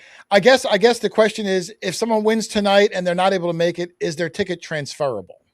It is. They can give it to someone else. They can give it. They can sell it. Honestly, I hate to say they can sell it, but they could sell it. I just have to have the name for registration. You know what I'm saying? Like it has to be whoever's name is drawn tonight. I will jot it down for a badge, and then just before those badges are made, hopefully at least a week prior, they would need to contact me with a different name.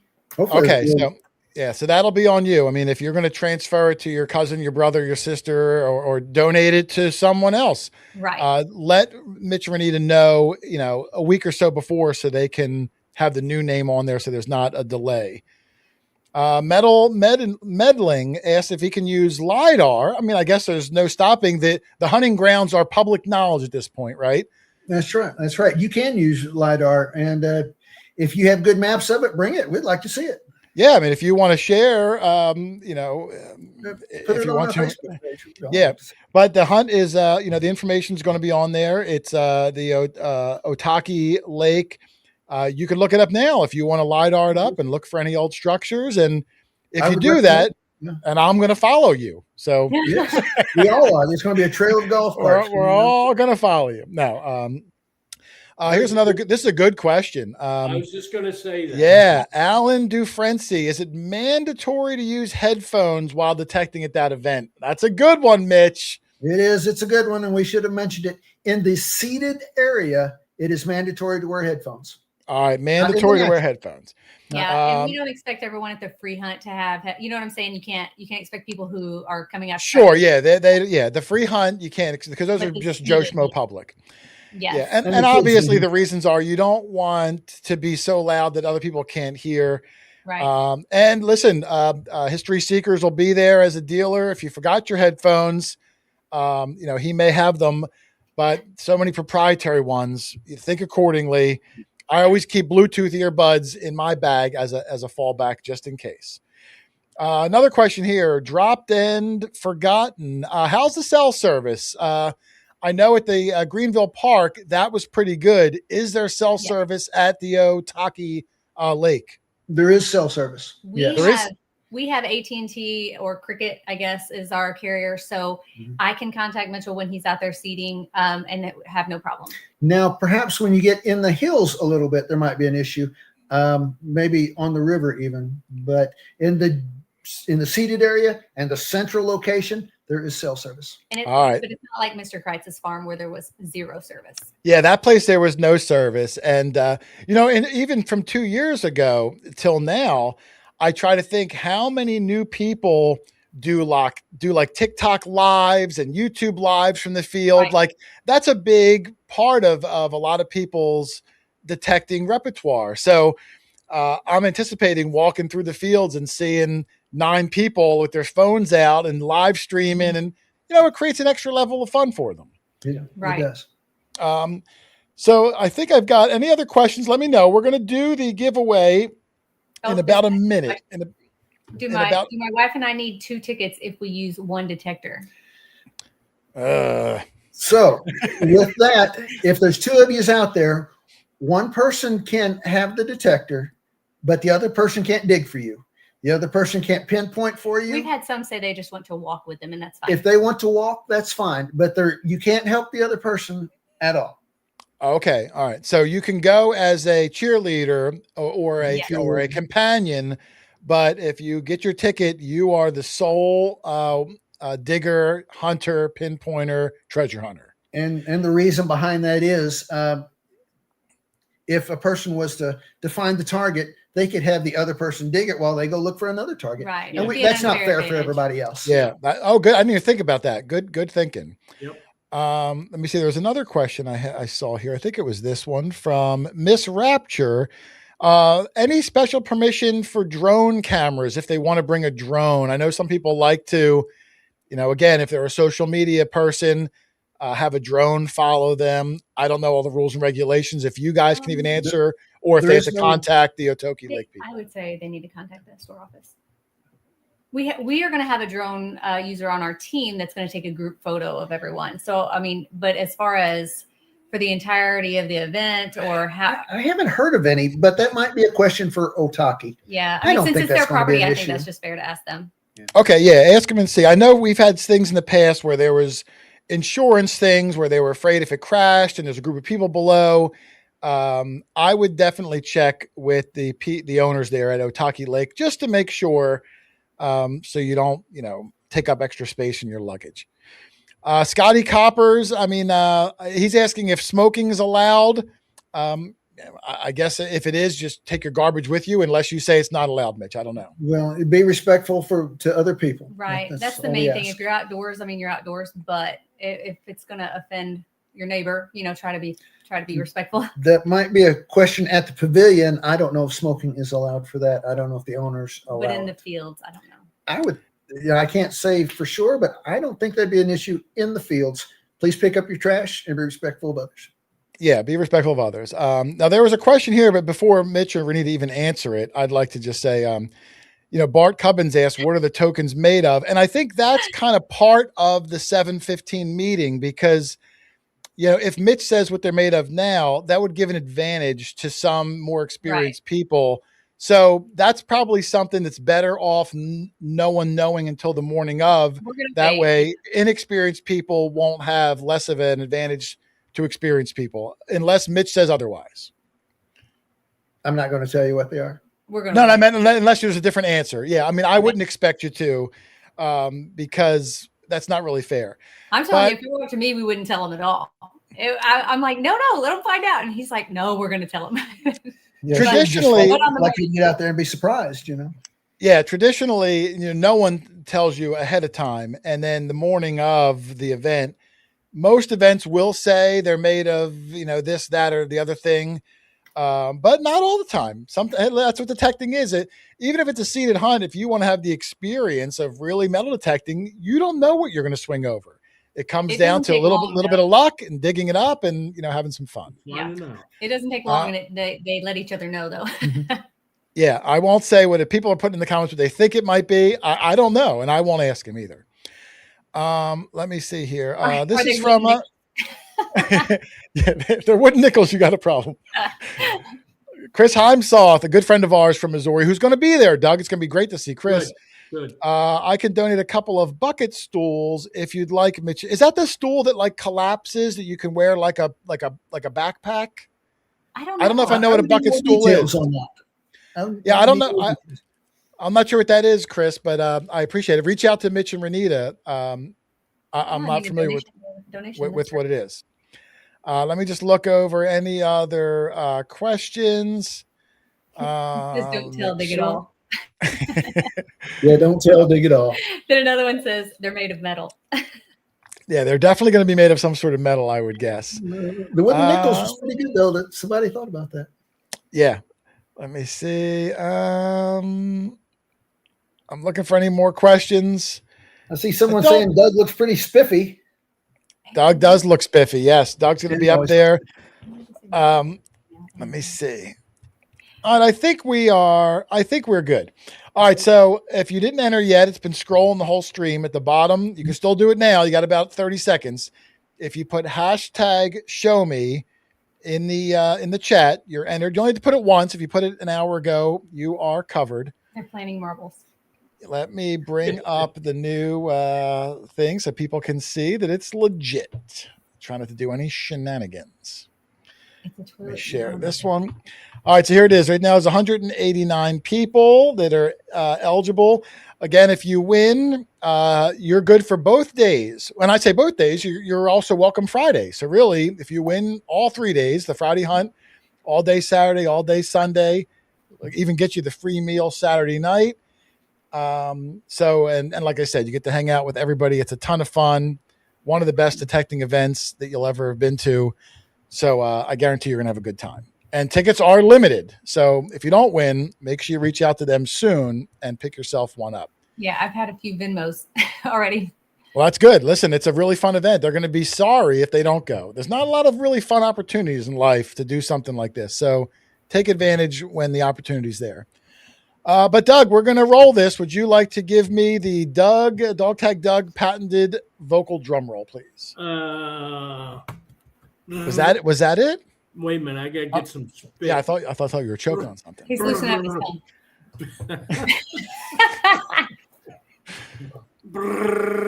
Good luck, everybody. And whoever wins, I can't wait to see you there.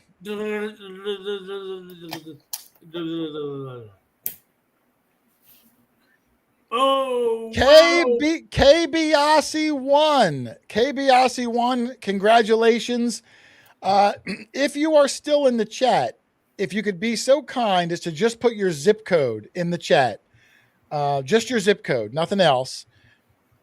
If you're still here, I don't know if they may have left earlier, only because without that, it's going to be hard to know who KBIC is tomorrow.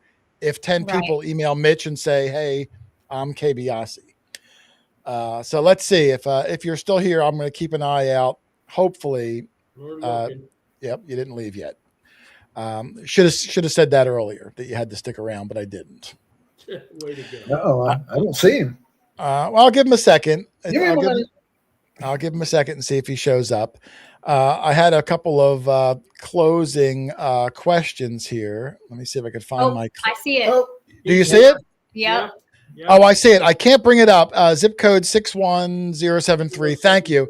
So now, if you can just, Mitch, how can he contact you with his information? He can Facebook message either one of us, or the numbers on that flyer, Mitchell's phone number. He can text, or the email is also there. All right, let me remove this. Let me bring it back up again so they can see it. KB, You can go to our Facebook site, Show Me Pro-Am Treasure Yeah, Hunt. and even message the page. Okay, here it is right here. Let me bring it back up again. So here's Mitch's email address is right here. jdlakeoutdoors@hotmail.com. Yeah, email him and give him your name, your address, and your zip code in your email. Even though he's not going to mail you the ticket, that way he knows, Yeah. you are I legit. have to have the name for the badge. Yeah. Yeah, and you need a name for the badge. So go ahead and reach out to him, and I'll leave it up for a second. That has the email address on there, and I hope you can make it. Doug and I would love to see you, along with Alicia and Teresa and everyone that's coming. It's going to be one heck of a super fun weekend.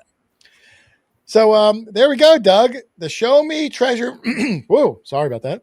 The Show Me Treasure 3. I'm excited to be back there again. I'm excited to catch up with a lot of old friends, and I'm excited to meet some new friends. Doug, what do you think about that? Yep, that's what we love most about these events is you get to see people you haven't seen in a couple, 3 years or longer, and you get to make a lot of new friends. And believe me, the Midwest individuals are the nicest.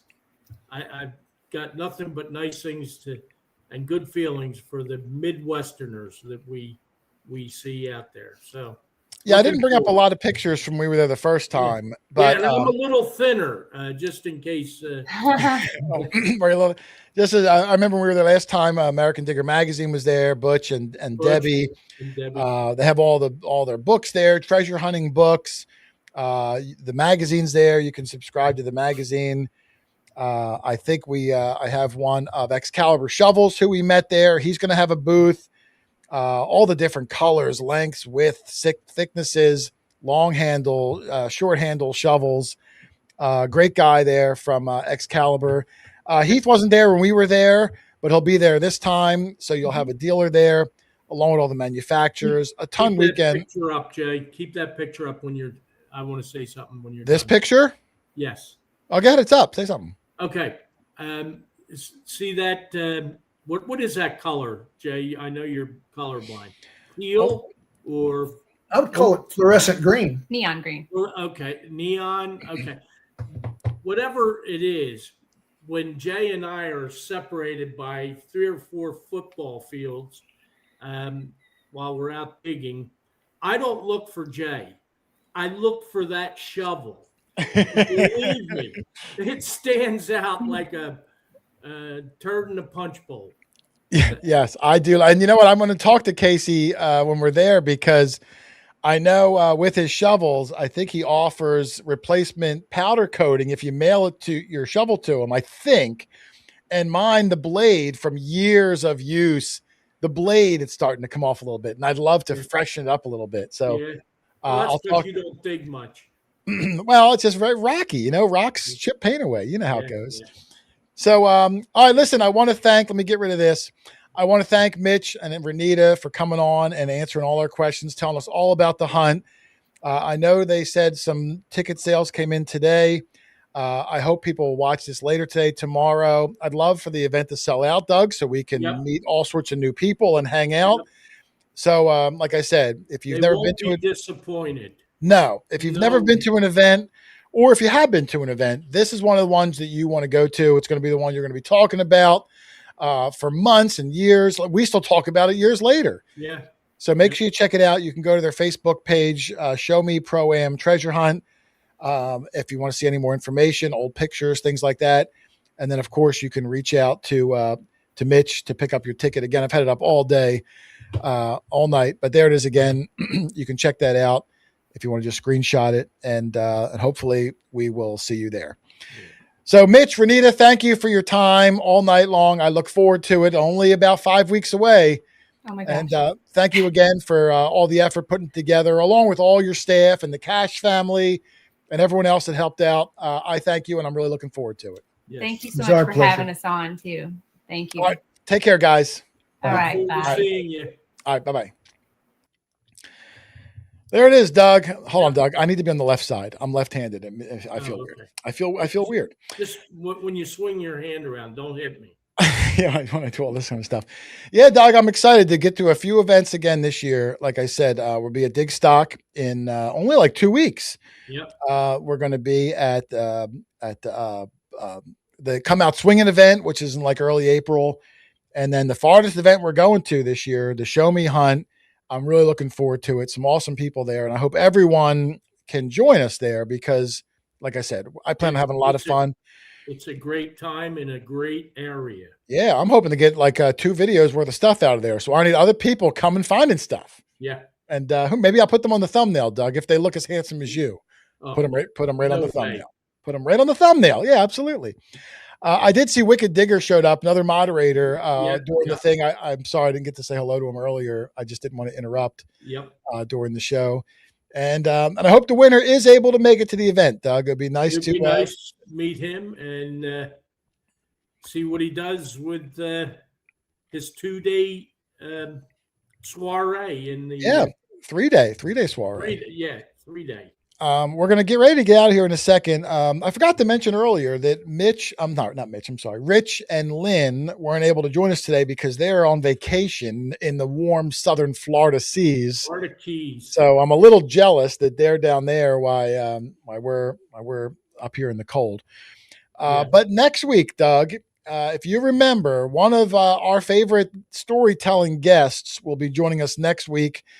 W.C. Jameson, the author of over 100 treasure hunting books, who told some of the craziest stories. I mean, what a gifted orator. That's a word I only use like once every 5 years. Orator. And I pronounced it wrong.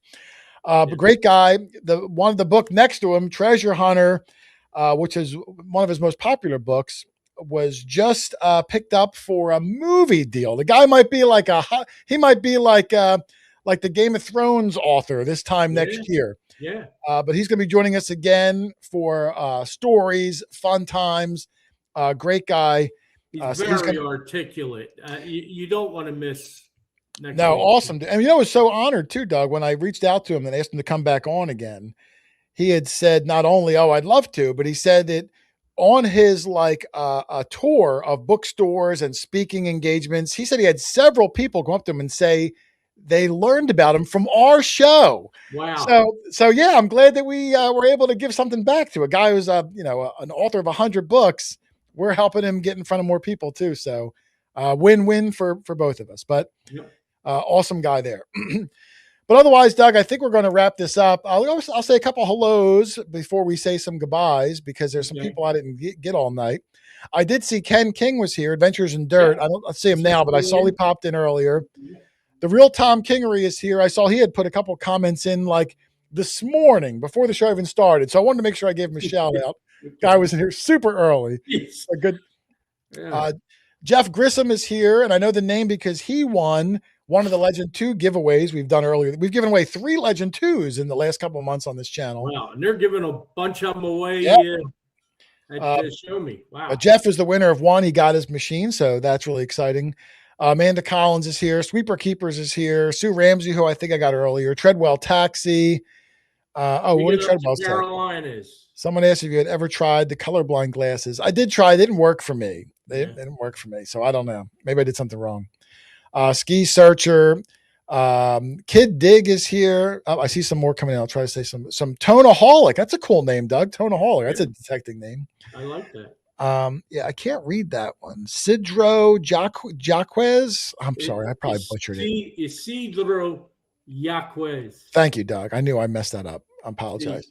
Elliot Wamsley, NEPA History and Archaeology Search. Wish Upon a Beep. That's a cool new name, Doug. Oh, wow. Wish Upon a Beep. John Lee Shoot. Wish upon a beep. Did we really have to listen to that? Here was one from Wicked Digger. Hold on. He said, let's plan the Massachusetts. Yeah, I was talking to Eric, the Cape Cod father. We have some prospects up in Massachusetts, so we will be coming back up. I don't know if it'll be spring or fall yet, but not sure.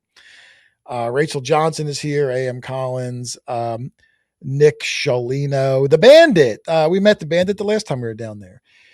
And if anyone happens to be going to Dig Stock, like I said earlier, we're going to be there a day early. And the 5 of us, me, Doug, Charlie, Green Mountain, Brad, and Chris, are looking for a spot. We haven't put a lot of effort into it yet for Wednesday, but if anyone's going and has a spot on Wednesday, Yeah. you don't mind 5 schlubs with YouTube channels joining you, please reach out to me. That way it'll at least take that off our plate. Team Lynch just popped in too. Team Lynch, always good to see Oh, Team Lynch. hey. Yes. 550 Adventures here too. Great show.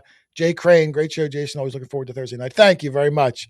And next week will be just as fun. Like I said, W.C. Jameson, if you didn't catch the first show, man, you're in for a treat. The guy is super gifted storyteller, and I look forward to hearing some new ones. So, Doug, before we get out of here, any last minute things for you? And then we're going to wrap this sucker up. Nope. I got to get up early tomorrow. Got a last minute call. So, The crossing guard gig? yeah, man. Whew. Oh, I wish I had the picture. I didn't know you were doing it. Yeah. The picture I made where like you're holding the stop sign and there's like the crash up derby behind. Yeah. That was Very cool. ingenious. Oh, it was one of my favorite ones. One of the things I do with Brad all the time, whenever Brad and I text, like whenever someone says funny, the other one will real quick create some AI photo and send it back and forth. Where like I would create a photo of like Brad like trapped in a spider web with like a spider thing, and it's just so fun. I'm gonna have Brad on probably the Thursday after Dig Stock, which will be in like 3 or 4 weeks. I didn't even tell him he's coming on yet, but he'll come on. Yeah. So we can talk about the weekend, whatever hijinks happened and all that stuff. So we got to make sure we talk to him about his recent find of a 3-ringer. Oh, he found a 3-ringer up in Vermont. Yeah. Wow, that's an oddball thing to find up there. I haven't found one. I'm even closer to 3-ring territory. I know. That's why we got to talk to him about it. Yeah, he'll be on probably in like 3 weeks. Like I said, W.C. Jameson will be on the following Thursday. We will not have a show because we'll be in North Carolina, unless we got super good cell connection down there at the Airbnb. Yeah, we'll see. And then we'll go from there. Oh, I saw Team Lynch said, shout out to Steph. Hope she's doing well. Kid Dig said that. Is Steph ill? I didn't see anything about that. I just talked to her last week, so I'm not sure what that is, but hopefully nothing happened to Steph that I don't know about. They're saying Steph's been MIA. No, she's kind of back again. If you go to her YouTube or Facebook, she's kind of coming back again. I talked to her about 2 weeks ago, Doug. She called at like 9 o'clock. We talked till almost 5 o'clock in the morning. Oh yeah. And I was like, Steph, I got to get up in like an hour. So, but no, I'm glad she's back. Yeah. And she's got a super cool new hairstyle, which I told her, I said, Steph, Steph, keep it. It looks so good on you. The color, the length. Yeah. Looks so good. We'll probably have Steph back on again soon too. So, all right, Doug, let's wrap this up. I'm hungry. My throat's starting to get sore. Okay. We'll be back again next Thursday, another live show. Of course, we'll have something out on Tuesday, snow or not. There'll be something put out there. Yeah. And we'll talk to everybody live on Thursday. So, hey, I want to thank all the moderators again. Alicia Hot Mess Fishing, Teresa the Treasure Hunter, Chris Wicked Digger, and Metal Bree Tectorus. Thank you guys for all your help, all your links, all your stuff that you do. Thank you. But we're going to take off. So thank you all for watching. Happy hunting, and we'll see you on the next one. See ya. Later.